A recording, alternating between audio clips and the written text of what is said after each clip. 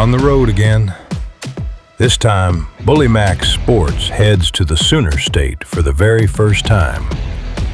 We're in Dewey, Oklahoma, where the Green Country APBT Club is hosting a full weekend celebrating the American Pitbull Terrier and their handlers. This is an ADBA-sanctioned event, full of heart and familiar faces. Let's hope the weather holds up for this weekend of sporting dog legends. Let's get to it, starting with the Slat Mill.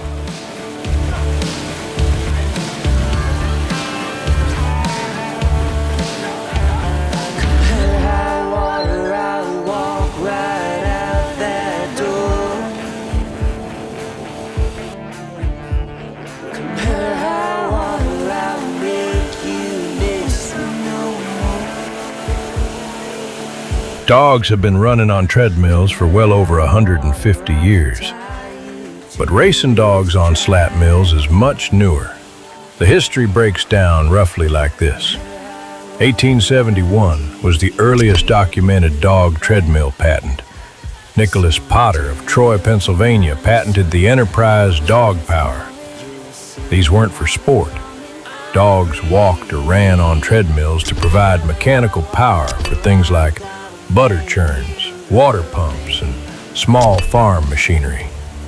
Museums document dog-powered treadmills being commonly used in the late 1800s.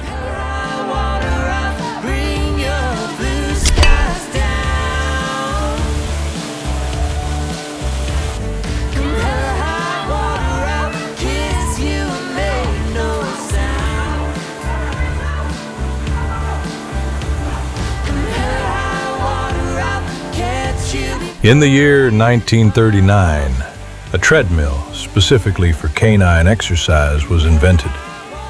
John R. Richards patented a dog treadmill intended for exercise rather than powering machinery, an important step toward the modern canine treadmill. The thing with these modern slat mills is that they will not move unless the dog moves. These working dogs don't need much encouragement to run like the wind. It's in their blood.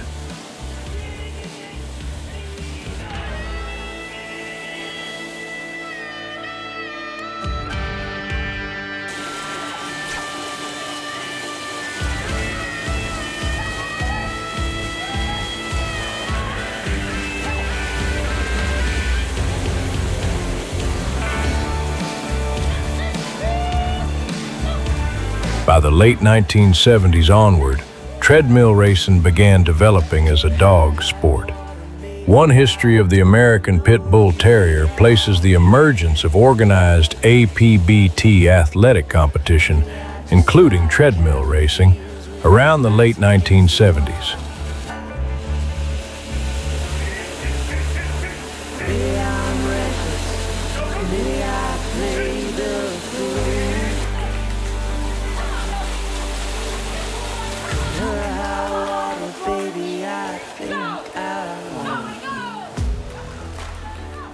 Long before there were plastic bags and pulleys, there was the chase. For thousands of years, sighthounds were bred to pursue game by sight, using their speed, agility, and instinct to run down prey across open ground. Eventually, these hunts evolved into organized competitions, known as coursing. But chasing live game came with risks. Whippet racing started in the 19th century in the industrial and coal mining towns of northern England. They originally raced them informally on fields or straight tracks chasing rags, earning the sport the nickname rag racing. In the 1960s, California dog enthusiasts began searching for a safer way to recreate the chase without a live rabbit. Their solution was surprisingly simple. A line, a series of pulleys, and an artificial lure. The pulleys allowed the lure to race across a field, suddenly changing direction and mimicking the unpredictable movement of fleeing prey. In 1972, the American Sighthound Field Association was formed, helping turn lure coursing into an organized American dog sport. More than 50 years later, the equipment has improved and the sport has expanded. But the idea behind it hasn't changed. Give a dog something to chase, and let instinct do the rest. Modern lure racing takes the guesswork out of timing, with electronic sensors positioned at the start and finish lines. As the dog crosses the first sensor, the clock is triggered automatically. Crossing the finish sensor stops it, recording the run down to a fraction of a second. That precision matters when dogs are racing at full speed.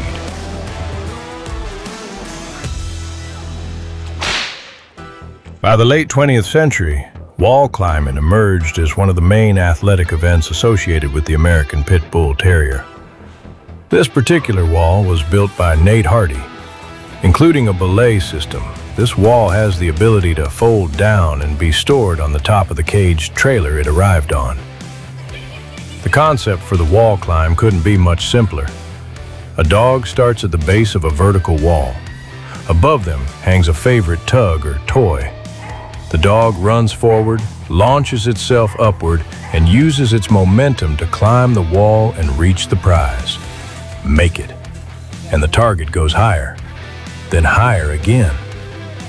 What looks simple quickly becomes a test of explosive power, speed, coordination, grip, and perhaps most importantly, drive. A successful dog has to understand the wall, control its body in the air, maintain momentum as it climbs, and commit completely to reaching the target. In ADBA wall climb, dogs are organized into classes based on their height at the withers, helping dogs compete against others of similar size. Each dog normally gets 2 attempts at every height, but there's also a lifeline. Once during the competition, the handler can call for 1 extra attempt after 2 misses. If the dog makes it, they're back in the competition and continue climbing until they eventually record 2 failed attempts in a row. When it comes to training a dog for the vertical wall, every handler has their own method. Most build up gradually, using a favorite tug or reward to develop drive and confidence, then increasing the height and difficulty over time as the dog learns how to use its momentum and body to climb. These dogs were bred for this: the drive, the work, and the glory. The ADBA registered American Pitbull Terrier is the #1 breed of dog exhibited in the USA today. Top dog athletic events like wall climb truly show why we love these working canines.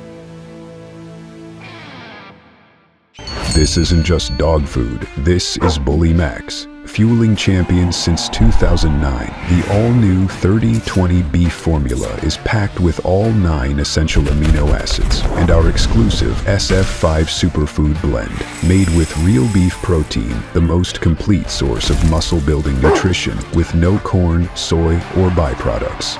This is the fuel your dog needs to thrive like a champion. Experience the power of Bully Max.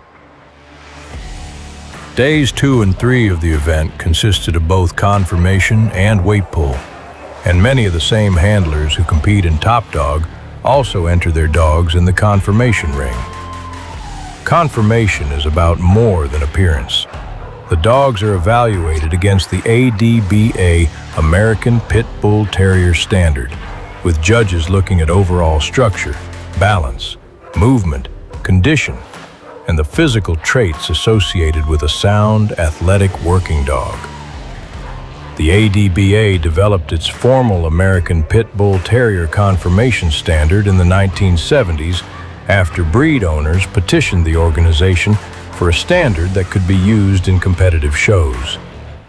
But alongside the show ring is one of the oldest tests of canine strength: weight pulling. Long before it became an organized sport, working dogs were used to move freight, supplies, sleds, and carts. In northern communities, sled dogs hauled everything from mail to equipment across terrain where horses and vehicles weren't practical. By the days of the Klondike Gold Rush, contests testing how much a dog could pull had become a form of competition and entertainment, as well as a demonstration of the strength required of working sled dogs. At an ADBA weight pull, each dog is weighed and placed into a weight class before competing. Wearing a properly fitted pulling harness, the dog is connected to a cart that becomes progressively heavier as the competition continues. The goal is simple: pull the cart 15 feet within 60 seconds. As dogs successfully complete their pulls, more weight is added, creating a process of elimination until the winners of each class are determined. And success isn't measured only by the biggest number on the cart.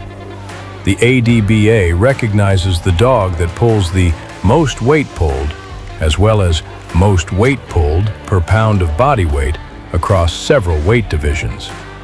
That means a smaller dog, capable of moving an extraordinary multiple of its own body weight, can earn recognition right alongside the heavyweight competitors. Well, there you have it, folks. The Green Country American Pitbull Terrier Club. We want to once again thank all of the organizers, judges, and competitors of these events. Showcasing these dogs and the sporting feats they are capable of is truly our honor. Here at Bully Max, nothing quite beats the thrill and power of a champion dog. On our next episode, we are back at the Bully Max training facility in western Pennsylvania, where world records are crushed and the competition is as fierce as ever. Join us as we continue to capture these amazing events with more strategy, more glory, and as always, more Bully Max sports.